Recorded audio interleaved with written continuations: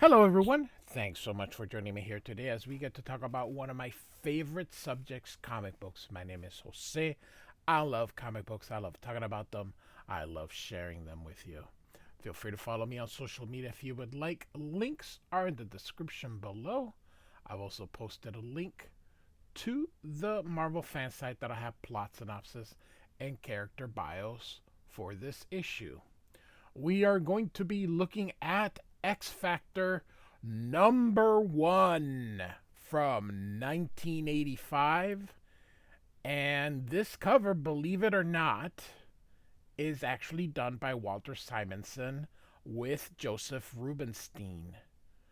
Baptism of Fire. But here's the thing, his signature is nowhere on this cover, but he is the cover artist. You can tell by the type of poses, or I mean the penciler of this cover.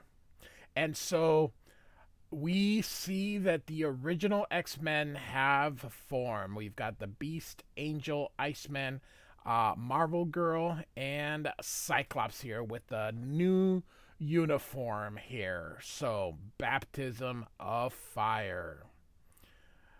All right. Real quick, I have done the prequel to this uh, issue. I did a video with both Avengers 262 and Fantastic Four 286, which show the return of Jean Grey. So we start out in Anchorage, Alaska, and Scott Summers is outside chopping woods with his optic blast, and he's asked to come inside by his wife Madeline Pryor here. And She asks if she can watch her son Nathan while she runs some errands, and he says, "Sure, Madeline." Now, this story is sort of long. It's a double-sized issue here, and there's a lot of dialogue. So I am going to do my best to actually narrate what's happening versus actually reading this. So Stan Lee presents Third Genesis, and here we go. Bob Layton is the writer. He's only going to write for a few issues before Louise Simonson takes over. Jackson Guice, or I believe it's Guice, is the penciler. And then we've got Bob Layton, Jackson Guice, and Joseph Rubinstein as the inkers here. Um, so when they enter the house here, you can see that this TV is going on here. Um, Maddie Maddie says, "Do we really need any more wood anyway? You're always out in the back splitting wood, hour after hour. I don't understand you. Even when you're here, you're not here." And then she notices the baby's needs to be changed. So this television reporter is gonna talk about the mutant menace, and the government is considering making all mutants register. Um, Madeline notices, she becomes angry, and she kind of berates Scott for worrying over mutants and reminds him that he is no longer an X-Men and should be focusing on his family than on the fates of mutant kind. She mentions, the only reason that he is there is because he lost leadership of the X-Men. Storm is the leader, you can even see. And she feels she only married him because she looks like Jean Grey, and she's the one that needs him. So later that night, she notices that Scott is standing in the balcony, brooding again. He asks her to go back to bed. Um, Madeline goes out. She's gonna apologize for snapping at him um, earlier.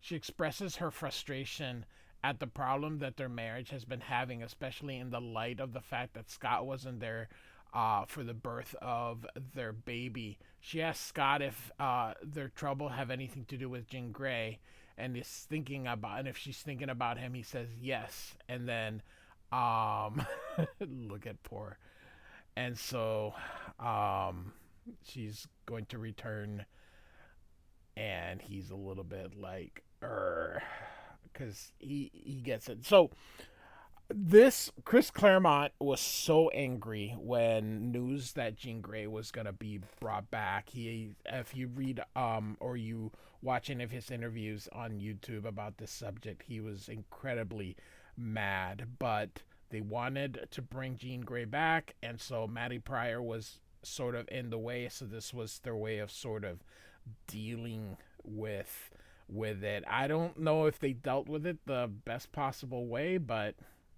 that's how this was dealt with. So the next day in the New Mexico Rockies, we see Angel up here, and the Defenders have been disbanded. That was the old team that had both Angel, Iceman, and the Beast, and we see them here before. Um, so Hank is expecting a position in working at a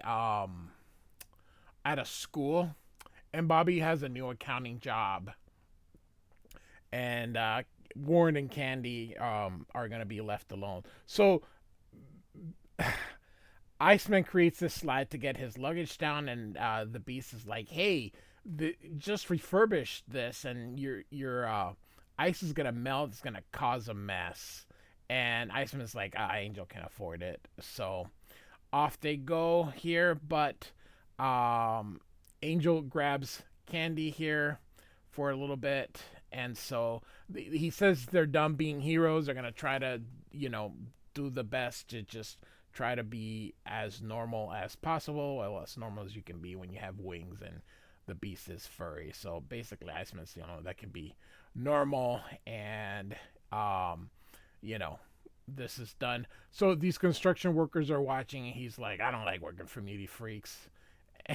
So this breaks here, and they're gonna fall. And Warren sees that the scaffold is falling with all the workers, and so he drops Candy, gets this guy here. The Beast gets this guy, an Iceman, or he tosses him to this one here. They fall and end up in the water. And Warren says, you guys are all gonna get time and a half for the rest." So, and this guy's like, "Heck, for that, I'll fall every hour." So the Beast and Iceman are gonna say their goodbyes, and off they go. So no sooner they leave, the phone rings, and Candy says it's for Warren. Warren goes, "What? That can't be." And Candy's like, "What he says?" And he's like, "I don't have time to explain. I have to get to New York immediately." "What do you mean you have no time to explain?" I love it when they say this. And so he gets stressed. He says, "Hey, tell Vaughn to have the supersonic fueled and ready in 20 minutes." And so off he goes. So now we are in San Diego. So this Navy ship has pulled ashore, and Chief Fisher here is going to take one of his young crew members, Rusty Collins. Rusty Collins, by the way, is a character now named Fire Fist. And they're going to go out to town. He's going to teach the underage young man what it's like to be a man. And so here they are at this bar here, seedy bar in a seedy area of town. And he introduces him to Emma Laporte, and she's a hooker. And so they're gonna she wants him to show Rusty a good time. So they're gonna go outside. I think Rusty has never done it before because he gets too excited, and then it activates his mutant powers, which is fire. And in the excitement, he burns her and freaks out, and he runs away as he's yelling for help. And so it says here 4.5 hours later, uh, Angel arrives. Now, here's the funny thing. When you arrive in these private airplanes, you don't go through the airport terminal. So the fact that he went in here and he takes off his clothes so that he can get his wing, which freaks everybody out. There's zero that he has to go to the terminal. So this was, of course, done for the sake of doing to rile up the human beings and freak them out. But He could have easily have just gotten out of the airplane and gone straight to Avengers Mansion, but he's Reed Richards is gonna meet him there, and he's calling him out. And he gets there, he's like, uh, wants to uh, talk, but Reed Richards is like, you gotta calm down. I'll explain, but we should leave before people. And of course, people are like freak. And it's kind of funny that they get freaked out about Angel, but not about Mister Fantastic. It's just silliness.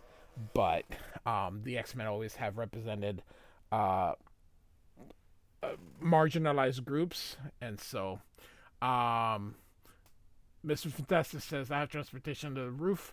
Angel, you can follow me back to Avengers Mansion. And so that he does. So at Avengers Mansion, he's going to take Angel to the lab below, and he warns Warren to take it slow when meeting Jean again after so many years.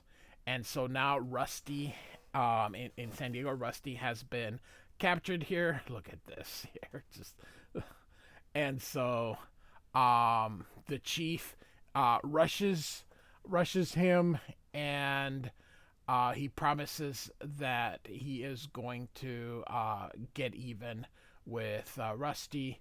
Rusty's guilt-ridden as he's being led, and he tells him that Emma was horribly burned and could possibly die, and he seeks revenge here. So Angel is staying at the Waldorf Hotel there in New York, and he mulls over the fact that Jean apparently wants to reunite with all of her old X-Men allies, and he's considering whether or not to call Cyclops and tell him of Jean's miraculous return. And so you can see he mulls it over the entire night, and then part of the morning he hasn't moved, and he then realizes he has no choice. So of course he ends up calling Scott. When Scott answers the phone, he receives the shocking news. He can't believe it, and now he has to go to New York. And here's Maddie, and she's like, what did Warren want? And so when he tells him he needs me in New York, she's like, tell him you can't make it. And he's like, I can't. And then she says, if you walk out that door, don't bother coming back. And he says, I'm sorry, Maddie, I have to go. And so you can see she is just distraught. So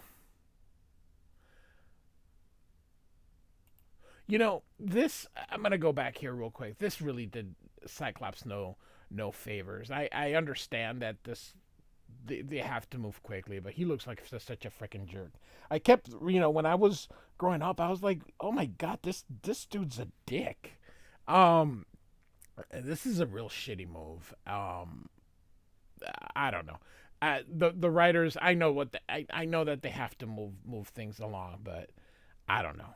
Just does nothing, or just these cards are funny the way they're drawn. Anyway, it just makes him look horrible. So anyway, at the Waldorf, Scott arrives. There's security that was hired by Warren, and so Scott asks what's going on. He says, Mr. Worthington will tell you. He arrives, and so Warren says that they really wanted privacy. I love this costume of Angel. I really, really, really do. The red costume is so cool. So he asks where she is. She's in the other room, and he says, how much have you told her? Not a thing, old buddy. I'm afraid I leave that up to you. I don't believe it, but the fact that she's been sitting there all day waiting for her, and so she comes in, and Scott's like, oh my god, it's Jean. Of course, she sees him and gives him a huge hug. And he's like, I can't believe it's you. And of course, remember, to her, everything was fine. The time moved on, and Scott unfortunately had moved on, and so she still loves him the way she always has, because she's still stuck in. Remember, she was put in that cocoon. So He's crying, and he's about to tell her that he's married, but Angel interrupts. Um, and look at her, just wonderful, Warren, right, Scott? And he's like, ah, yes, wonderful. So unfortunately, Scott doesn't even tell her, didn't tell her that he's married here. So Scott's gonna get an explanation. So is the fan of everything that happened. So we go back to X-Men 100 through 101, where the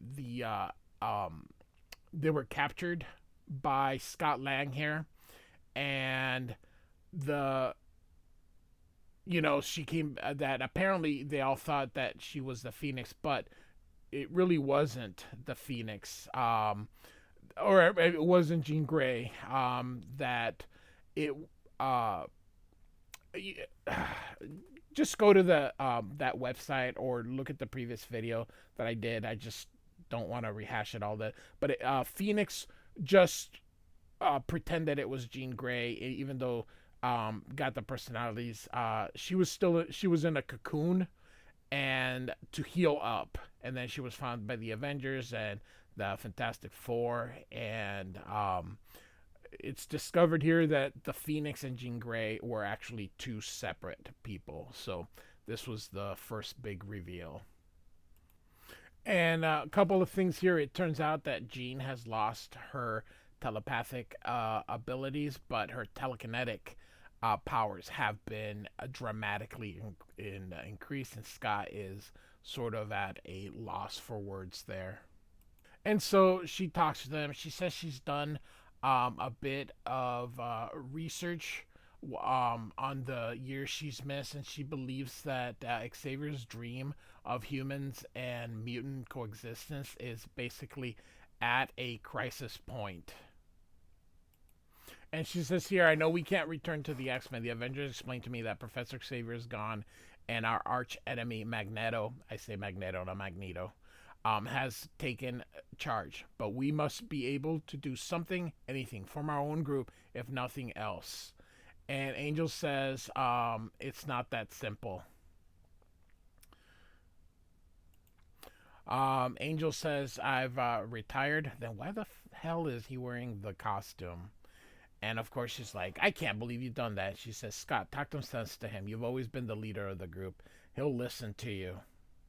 So Scott tells her that, he tried to become the leader, tried to take over as leader of the X-Men, but he couldn't cut it. So he's also retired. And she's like, what's wrong with you?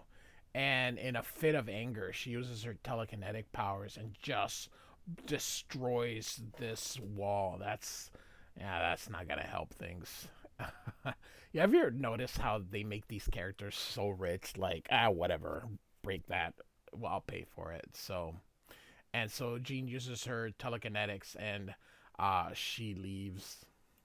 So Angel tells Cyclops to go with him to follow. He's like, I can't. I've screwed up, and he's like, well, whatever. And so he goes off to her. When she lands, Angel is already waiting, and he decides, you know what, you're right, and he has an idea. And so Dr. McCoy is going to interview, but of course he gets turned down because, well, he is who he is, and the school just doesn't want that attention. The Beast gets mad. He's like, "Man, I've lost 15 jobs because of this. Whatever." So he goes, and we get a person in shadow say that Warren has sent him for him, and I believe this is Cameron Hodge here. And so here now we have Bobby, and Warren calls him, and he's like, "Yep, I'm off. I'm there." And so off he goes too. They arrive, no expense. And so this building is in Manhattan here, and Beast and Iceman are there, and there's Angel sort of covering his wings here, And he says, "Boy, have I got a surprise!" And it turns out Jean Grey has returned, and of course, you can see Beast is extremely happy to see her. And so after reunions and Jean explaining what's happening, this part cracks me up here. They said that Scott's been missing for a few weeks. What the heck? He disappeared for a few weeks. What? This is why Cyclops' reputation was severely damaged in X Factor. I mean, so he disappears, and then so they end up finding him in Jamaica Bay. It's a big city, but they sort of figured, that this is where he'd be. Now, here's the thing: he's been gone a few weeks, and he's only got a few stubbles. He should have quite the beard. In a few weeks, he should have at least a small beard in there. And so you can see Scott's not too happy. He's like, "Leave me alone, McCoy." And so he hasn't changed either. This just cracks me up here. Um, so he spent the last few days wandering around, finding that all their old haunts as teenagers is no longer there. He tries to explain to them the difficulties he's having dealing with Jean's resurrection and how it impacts his marriage to Madeline. Beast, he ends up telling Cyclops that when he tells Jean, she will understand. That you can't run away from your problems, and that is sound advice. Ultimately, they managed to convince Scott to come back with them to hear the new idea that Warren is putting together here. So they end up, this looks like it's in a barge somewhere, the way that this is drawn here. And so they meet, and look at Scott here. Just he's totally antisocial here. All right, so um, they're all back together here, and so they're gonna introduce him to his old friend from school. He's an advertising and public relations expert by the name of Cameron Hodge. He's going to explain their new model here. Now, I will tell you this: I don't think this was the idea originally when Bob Layton created this, but this is gonna be the idea that Louise Simonson had for the heel turn is was great and shocking. So Cameron's going to explain to them the new business model. The group will pose as mutant hunters called X Factor, who would take on clients to hunt them down and capture dangerous mutants. However, this would work as a secret front for them to train mutants to control their powers. The group would also operate in their mutant identities as a group known as the Exterminators whenever the powers are needed. And so, as he goes through that explanation that I gave you, they run their first ad here. And so, this is the ad here. Every day, more and more people are threatened by the dreaded mutant menace. Law enforcement officials are ineffective and skeptical, while you remain helpless target of these strange beings.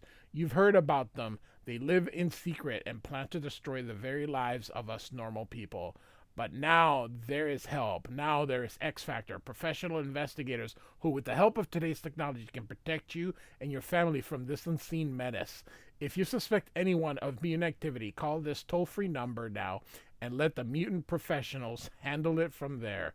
Visa and MasterCard had accepted. You don't have to live in fear anymore. And so, um, and so, uh, Warren says that there is a profit motive here simply as a deterrent. We don't arouse suspicions of our true intentions.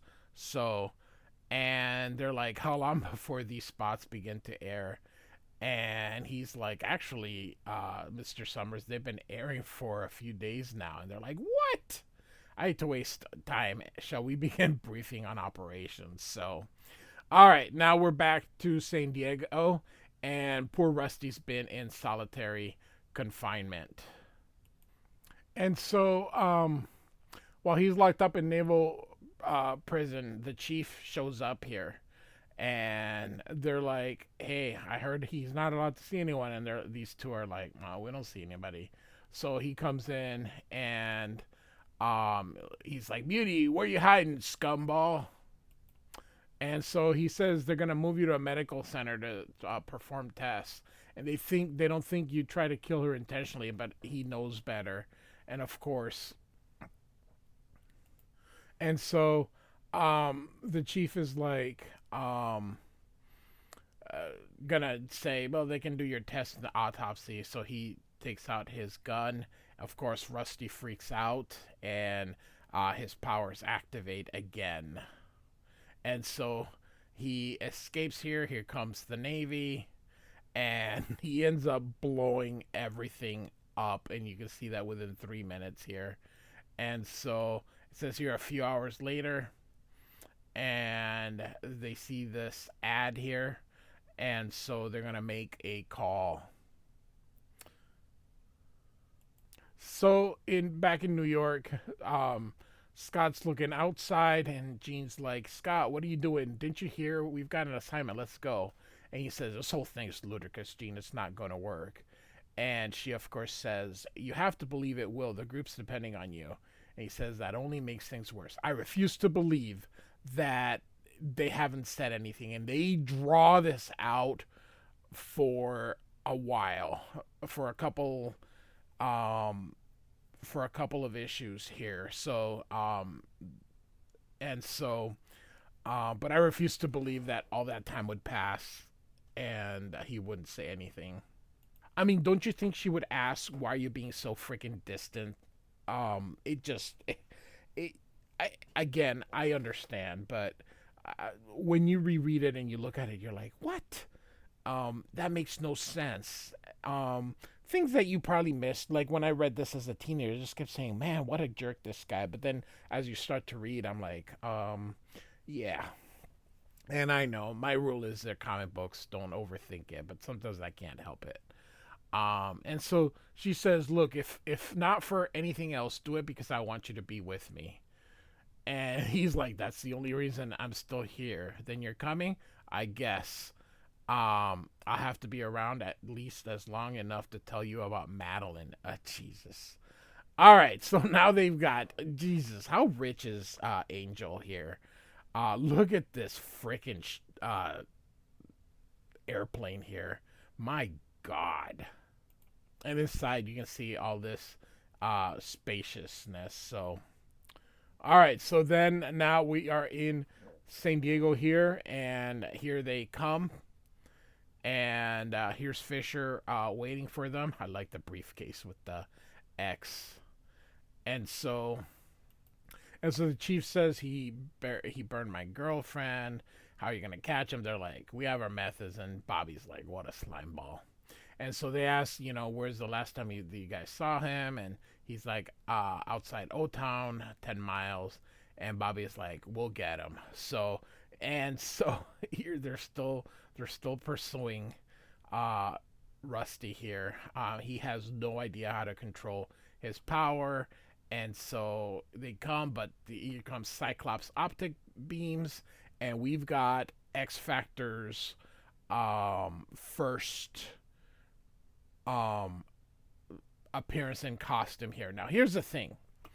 How many winged superheroes do we have? Not many. So people would know that this is freaking Angel. Also, you can see his head through the wing. Or no, there's just no color here. Anyway, um, so this they'd be like, "Hey, Angel is now with the bad guys." So all right, and so they're off to rescue Rusty, then using their exterminators uh, gig. So the exterminators are going to try to drive off the military, and they succeed. Because yes, that's the U.S. military. They'll surrender. Yeah, I don't think so. So all right. So I almost said the X-Men. Um, the exterminators are going to go and see if they can find Rusty. Um, and so Cyclops' thoughts. This is really working. I belong here with these four people, with Jean, nowhere else. Only here with X Factor do I have any chance of making a difference, of doing some good. But then what about Madeline? Jesus Christ, he really is a jerk. Um, and so they are going to go into this cave, and he says, "Go away. I don't want to hurt you." And they're he's telling them that he doesn't want to be used as a guinea pig. Cyclops says, "Look, you don't understand. We're here," and he was going to say to help them, but Rusty doesn't believe it, and he is going to burn them all. Use your powers, Iceman. And so all he does is create a thing, but you think he would encase him in some ice. And so Cyclops coordinates for them to take him down. He's a natural born leader. And so you can see that there's boulders falling, and they try to get Angel out of the way. And so they're going to try and knock Rusty down. So Rusty collapses the cave here. They do manage to knock him down, and all these boulders fall on them. However, Jean is using her telekinetic, but she's really straining, so he is going to use his optic blast to get force the rocks out, which he succeeds.